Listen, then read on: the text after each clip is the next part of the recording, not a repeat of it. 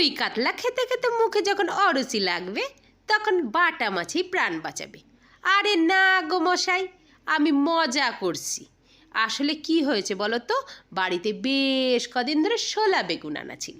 এই শোলা বেগুন দিয়ে বাটা মাছ খেতে বেজায় মজা লাগে। তা এখন বাটা মাছ পেতে হবে তো, বাজারে ভালো বাটা মাছ পাচ্ছিলাম না, কিন্তু আজ পেয়েছি। যেই না পেয়েছি অমনি টপাটপ করে তুলে নিয়ে এসেছি। তারপর সেগুলোকে ধুয়ে মুছে পরিষ্কার করে নুন হলুদ মাখিয়ে তেলেতে চালান করেছি।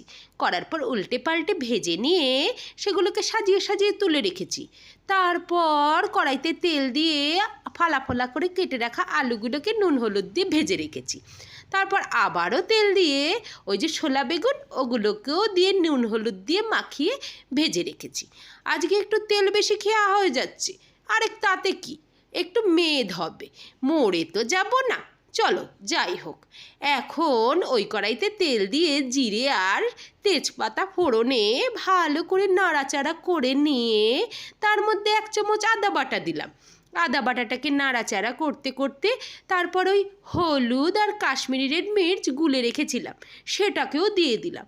ভালো করে কষিয়ে টষিয়ে নিয়ে কটা চেরা কাঁচা লঙ্কা দিয়ে দিয়েছি ঝাল হওয়ার জন্য। তারপর সেটা একটু নাড়াচাড়া করে ওই আলু আর বেগুনগুলো দিয়ে দিলাম। আলু বেগুন দিয়ে নেড়ে চেড়ে তাদের মাখো মাখো করে নিয়ে তারপর দিলাম গরম জল। গরম জলগুলো করে রেখেছিলাম পাশেই, যাতে একটু তাড়াতাড়ি হয়।